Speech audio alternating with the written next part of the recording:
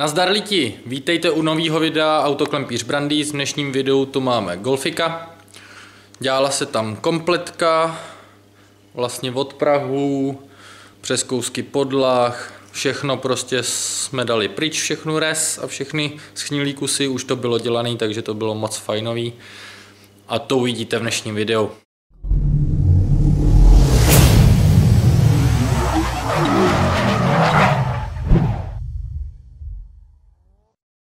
Už ho mám připravenýho, rozřezanýho. Bude se tam dělat celkovka. Co všude najdu, tak prostě se udělá. Takže teďka tadyhle mám připravený ten práh vyřezaný.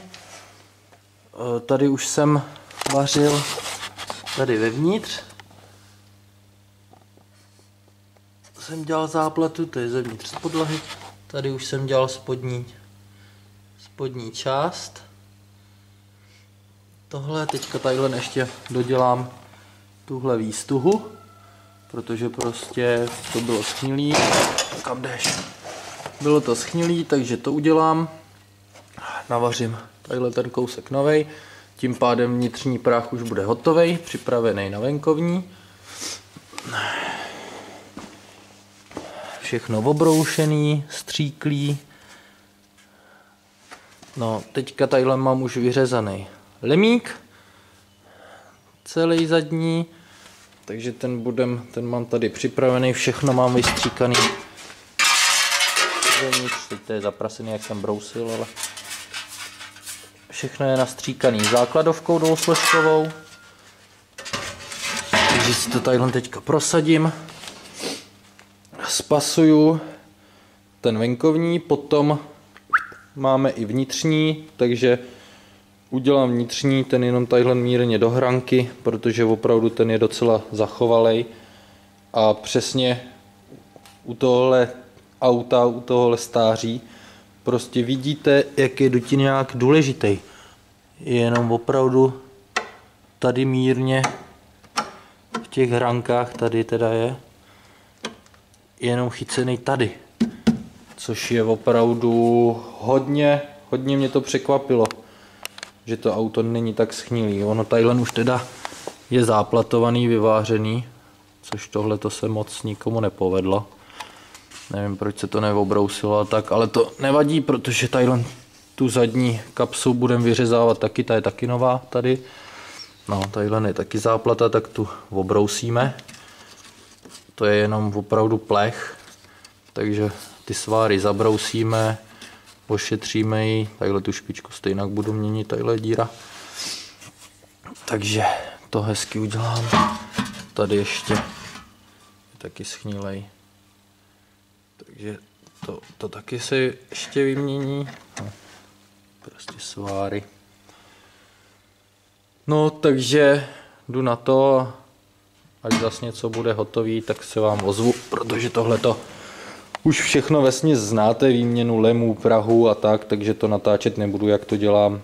Takže spíš tohle auto bude jen tak okecání, uvidíme, možná tu zadní část navařím. Nebo natočím, jak jsem ji dělal.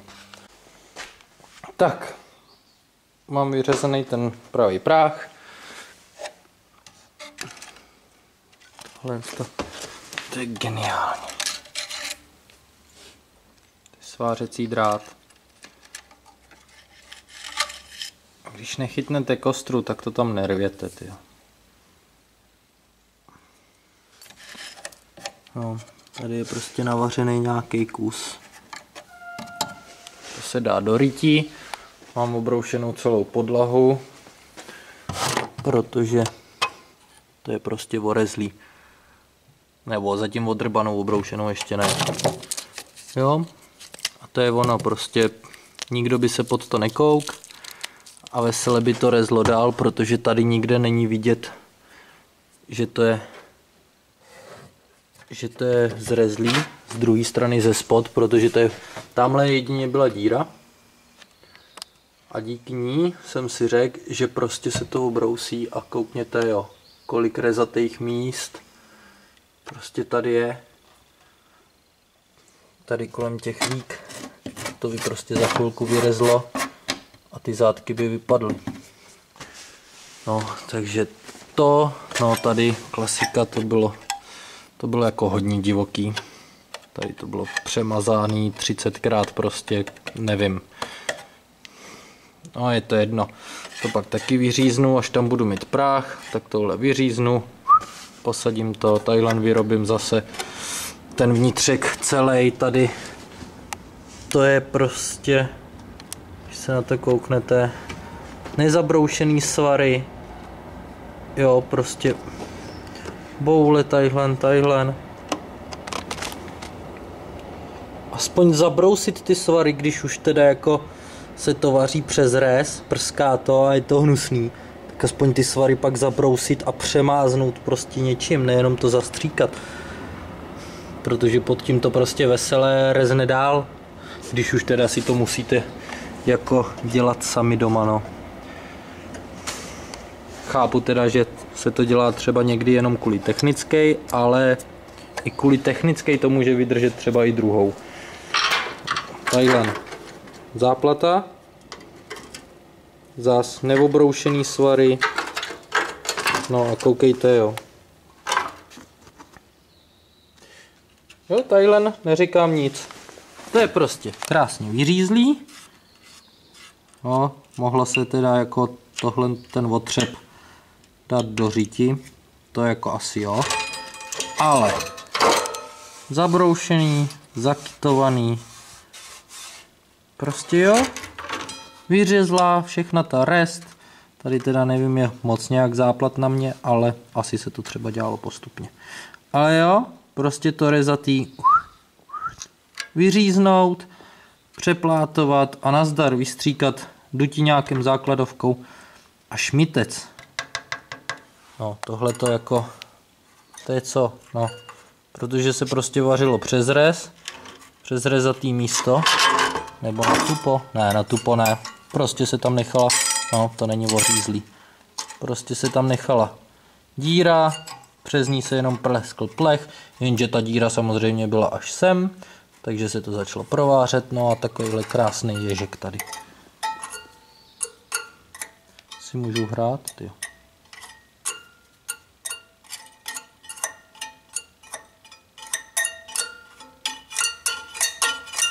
Geniální, tyjo.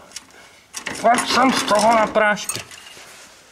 No tak, o téhle záplatě ani nemluvě. Sice je to vyřízlý, ale když někdo vaří, očividně tadyhle to vyšlo jen tak si myslím, že to je na tupaka, že to je na tupo. Tak když vařím na tupo, tak buď to musím fakt jako umět, stáhnout si svářečku a opravdu jet do toho svaru. Někde, kde se chytnete, tak udělat bod a furt se opírat o ten bod, nikdy nedělat prostě plech, protože pak se vám stane tohlento. Prostě takovýhle ježek, ale očividně tadyhle jako opravdu takhle dlouhýho ježka jsem ještě neviděl, no. To prostě tam teklo hodně drátu a úplně zbytečně. Takže tadyhle máme to zadní čelo, to teda vypadalo docela dobře, ale tadyhle ty spotky a ty rohy, no tak tam to bylo moc, takže jsem ho vyřezal celý, když máme nový. Tak se na to podíváme. Takže máme, aha, tak pojď sem dozadu. Tak, takže máme tadyhle to obroušený, to už taky rezlo. Tady všechno očištěný krásně, tohle to bylo rezatý, očištěný. Tady mám vyřezanou tu kapsu. Jo, tohle no. Teď tadyhle se dá dostat. Tak to obrousit, no z druhé strany už jsem to obrousil. No tady jsem musel vyřezat, odbudovat a odmlátit tyhle ty výstuhy. Nebo jestli to je, nevím co, tam přijde takhle.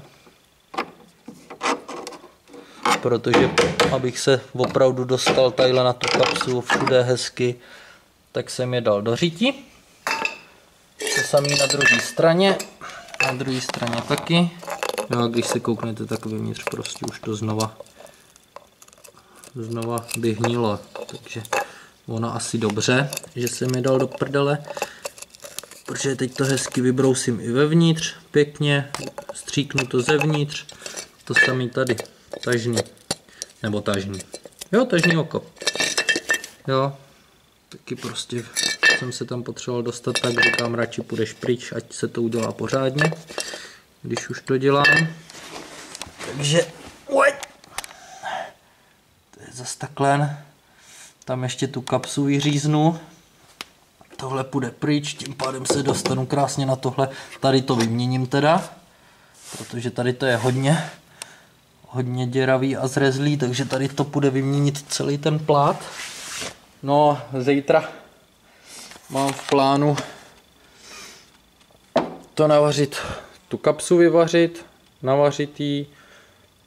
navařit tu bočnici, tamhle tu kapsu taky.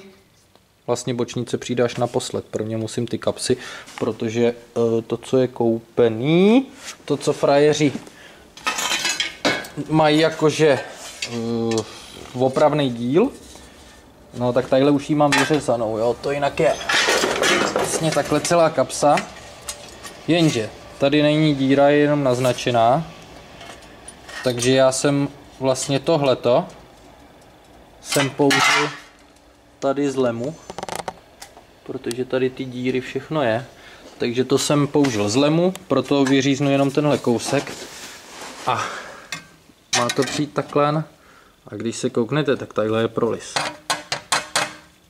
Jo, takže já vlastně si ji pak takhle dám, přichytnu, dám si tu bočnici, tady si obkreslím, kde mi ta bočnice vlastně končí a tohle to prosadím, aby opravdu to zapadlo až sem. Tady v té lajně to zboduju, normálně přes sebe bodama, tadyhle to ještě, a nebo bych to tadyhle vlastně mohl říznout v těch bodech a na tupo to navařit. Uvidím ještě, jak to budu dělat.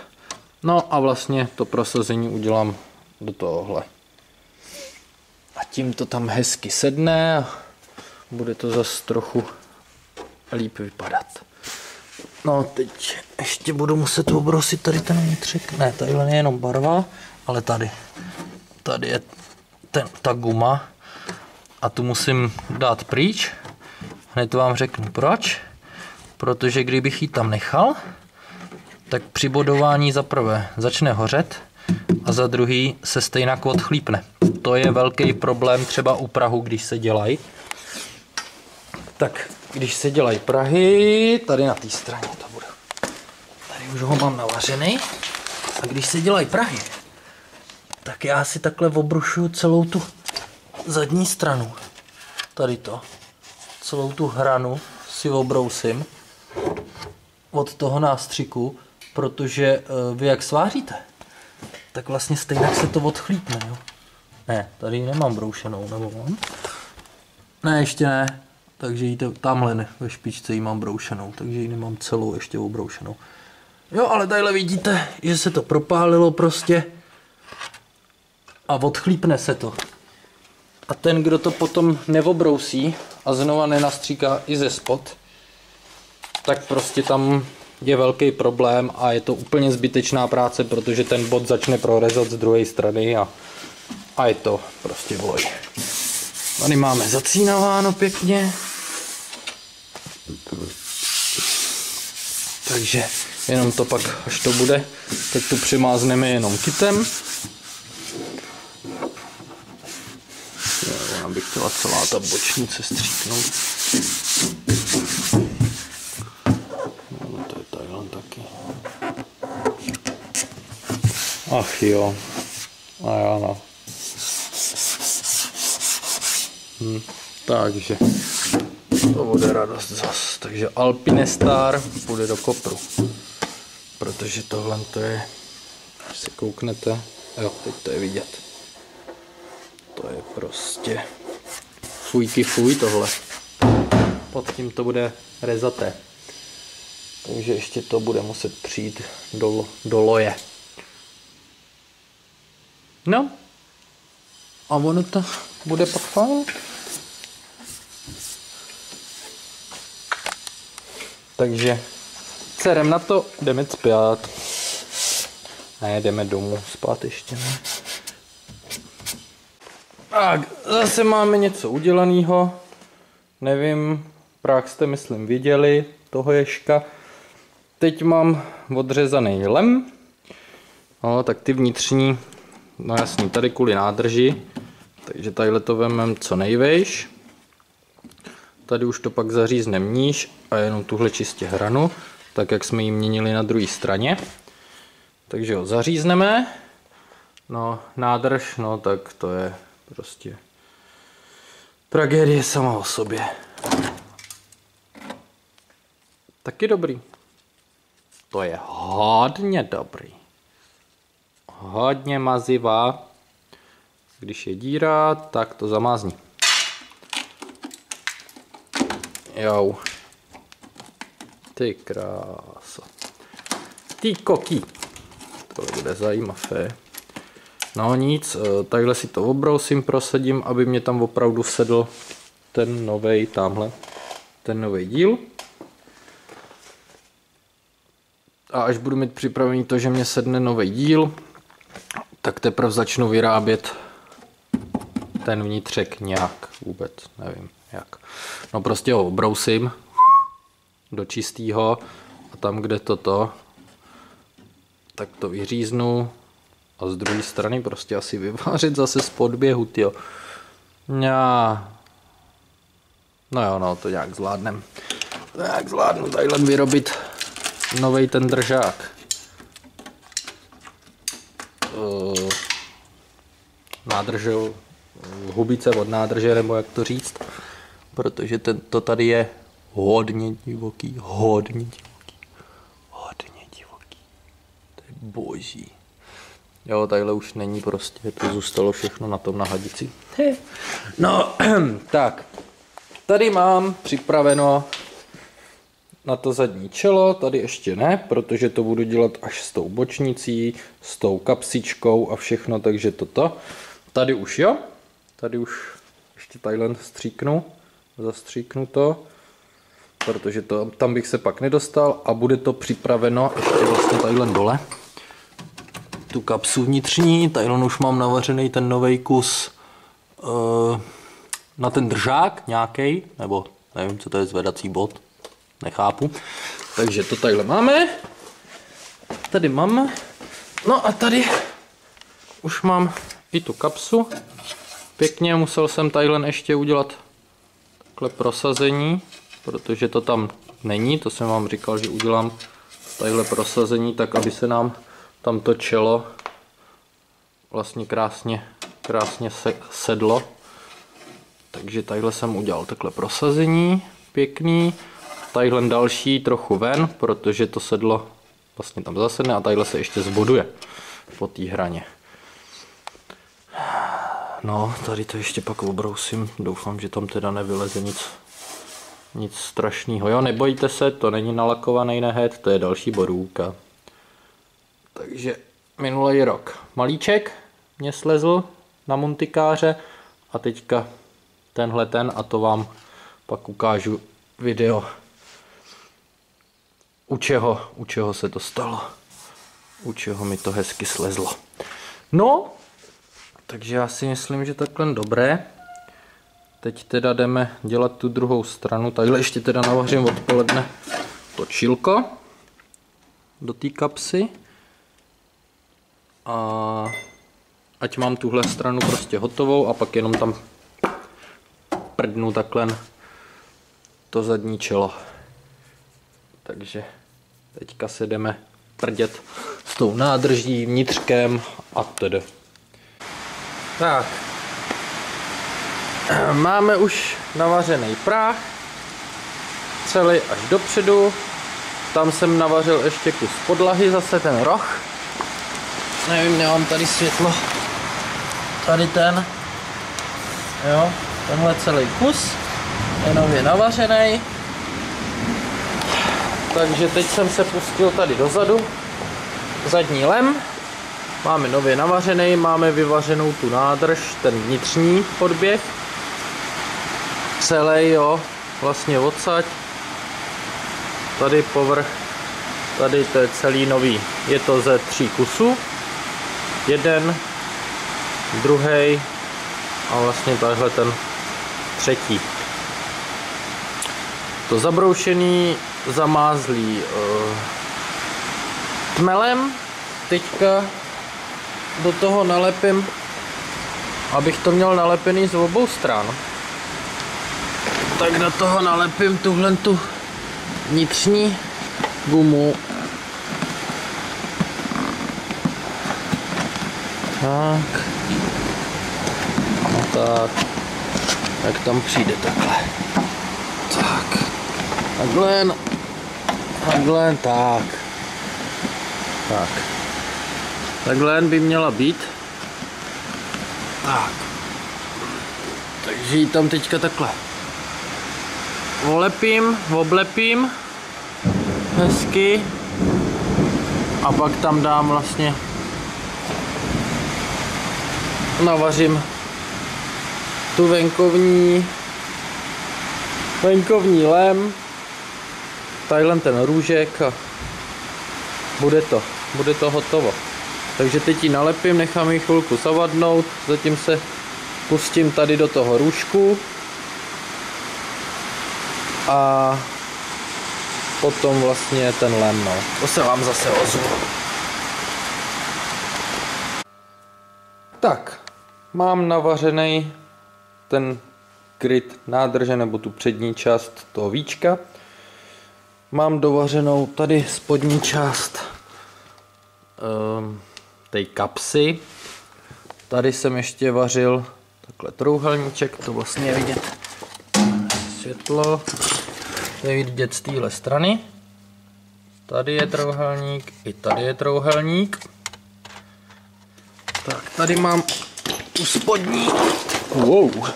Tak, tady mám ten spodní, tenhle ten. Tady to ještě musím obrousit. Tady to obrousit. To, co je očouzený, tak krásně dát dopryč. No, takže teď ne. Tak, takže to tady, božinko můj. Tak, tady mám pěkně volepenou v té vnitřní části, co jsem vyvářel, tak tam mám nalepený tu gumu. Mám ji celou volepenou dokola, aby už se tam nedostala vlhkost, voda, aby se tam nikde nedržela. Takže je to tam pěkně nasazený a volepený dokola pěkně. No a teďka jdu dát venkovní lem, tady tu zadní kapsu a to zadní čelo. No a tím pádem budu s vyvářením hotov. Takže se zavolá majiteli, řekne se mu finanční stránka a uvidíme, jestli ještě bude chtít, protože říkal, že by to chtěl ještě jako stříknout do barvy, no. Takže uvidíme, jak se na tom bude tvářit po finanční stránce a buď si to dá někde von, nebo to dám já. Takže jdu na to. Mám navařenou druhou stranu, mám to zacínovaný, je to stříklý dvousložkovou základovkou. Všechny různé spoje, co tady byly, tak se takhle přemázly hezky. Tady, jo, tady vevnitř, vlastně co byl originál, spoj tenhle spodní, tady ten svařovaný, prosazený vrchní. Takže všechny spoje takhle se zamázly, jo, tamhle, všude, ze spoda. Tak všechno se to zamázlo, tady znova se přetáhlo tohle víčko. Dali se tam zátky, ty se taky podmázly, aby se nalepily jak zvenku, tak ze spod. Teda ze spod, tak zevnitř. No a teďka vlastně tuhle podlahu a tamhle ten zadek přestříkám bílým bodíčkem. 950 je to přelakovatelný, kdyby náhodou.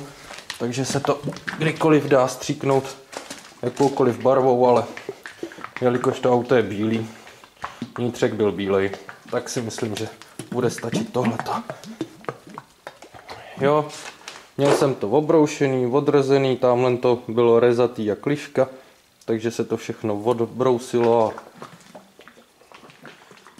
strhly se ty nalepovací protihlukovky. Já je tam nenechávám, ať si to když tak majitel pak podlepí, ale stříkám to tímhle bodíčkem, je to taky protihlukový a nedostane se pod to vlhkost. A je 100%, že se to přilne na tu podlahu, takže i když se tam mokro dostane, tak prostě se nedostane na ten plech, což u těch nalepovacích nemusí být. Protože když se blbě nalepějí, tak tadyhle v těch prolisech se nepodlepějí úplně na ten plech, tím pádem se tadyhle tudy dostane takhle vlhkost a pod tím to rezne. Takže já to jdu fouknout a pak stříknem podvozek a bude. Takže máme to už takhle stříklí do bodíčka přelakovatelného samozřejmě, aby ten spodek byl krytej. Tady máme stříklou tu vnitřní hranu toho podběhu. Mám to teďka hrubě v kitu. Připravím to do plniče a pak to pojede pryč, protože lakírníci v dnešní době toho mají hodně, tak to aspoň trochu připravím. Samozřejmě pak si to bude muset už pod tu barvu dodělat sám, ale máme práh připravený, ještě obrousit a to. Vevnitř podlahu máme zastříkanou přelakovatelným bodíčkem. Tady jsme teďka obrousili, vyndali okno, takže se obrousil ten žlábek celý, jo, prostě tamhle jsou rezatý místa a tak, takže teď se to vzalo odrezovačem. To samý na kufru a jelikož už byl hodněkrát, tadyhle vidíte, jak se to loupe, že někdo ani, to je normálně lak ještě furt, že někdo se nesnažil ani obrousit, trochu zdrsnit ten lak, aby ta barva na něm přilnula, proto se to pak takhle loupe, protože prostě ta barva nebyla slitá s tím spodkem. Takže se to obrousí, protože tahle hrana po tuhle hranu, tadyhle celý tenhle kus, chce majitel do matnej černej stříknout, že už to na pár autech bylo a to mám, kde pak to mám, tady to mám, Deutschland, jo, takhle vlastně po tu hranu to fouknout, tady to je taky, takže to udělat černý, jinak celý auto v bílým. Takže takhle. Šup.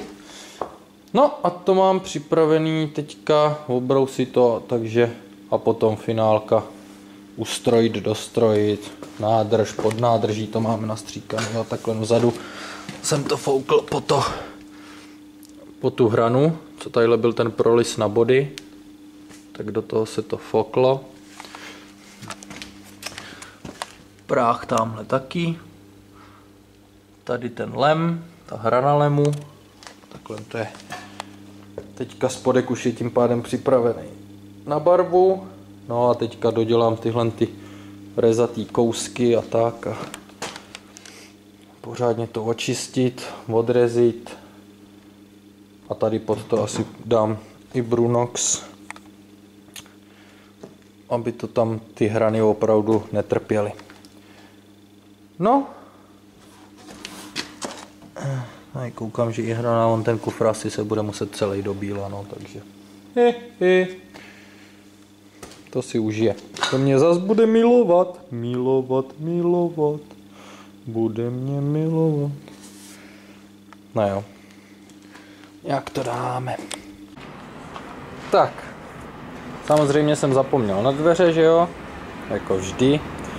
Prostě jsem jouda, takže se všechny 4 obrousily normálně až po tuhle hranu, protože když se kouknete, tak ta barva, teď to je vidět, ta barva na tom vůbec nedrží. Tím, čím to nastříkali, přestříkali, tak prostě to vůbec na tom nedrží. Tady na to prostě to, ať už si někdo udělá, já jenom vyvařím tyhle spotky, opravdu to ochráním a tohle to, ať si dá klakírníkovi, nebo já nevím, protože to už je 30krát přemalovaný, tyjo. No úplně, hlavně to je, jak kdyby to někdo bral válečkem. Takže já tady mám jenom připravený na těch předních dveřích, klasika, že jo. Zadky jsme si obrousili, teda úplně tam nic není, tam byla jenom povrchovka. Ani zevnitř to není vzatý, což je fajn. Takže opravdu jenom jak byly otrejskaný od těch kamínků, tak to tam začalo reznout samozřejmě už dávno, takže to někdo, když se kouknete, tak tady. A pak tadyhle byly takovýhle mapy, které vlastně byly pod barvou, jo. To nebylo vůbec vidět tady, vidíte. Odsaď, to lezlo sem, tady a to vůbec nebylo vidět, protože samozřejmě to bylo přepatlaný barvou. Ptali jste se mě na odrezovač, jak ho dostat dolů nebo to. Takže tohle to mám už včera. Jsem ťaplal. Jo, tohle to mám dneska, takže. Jo, tohle ještě lepí. Tohle už ne. Takže takhle, když to je zaschlý pěkně, tak už to je vyžraný. Stačí to jenom buď obrousit, nebo smírkem, jen tak strhnout. Záleží, kolik toho tam máte. Když tam máte tyhle ty velký, černý takovýhle krupky, tak je dobrý to vzít dráťákem, abyste to dostali prostě i z těch dírek, i z těch dolíků, aby to šlo pryč, jo. Tohle to samý, jo. Slyšíte? A tady nic. Jo, takže tak, tady mám připravený už tyhle růžky. Takže ty pěkně vyříznu, tady to samý. Takže vyřízneme, navaříme a bude. Tak tohle bylo video s golfikem, doufám, že se vám video líbilo, jestli jo, napište dolů do komentů nebo dejte like. Jsem rád, že sledujete moje videa a líbí se vám. A pokud se koukáte na moje videa poprvé, budu rád, když se k nám přidáte a vlevo dole dáte odběr. A taky budu rád, když se kouknete na další moje videa, ať z oprav karoserií nebo výrobků z kovu a dřeva. U dalšího videa se na vás budu těšit. Čau!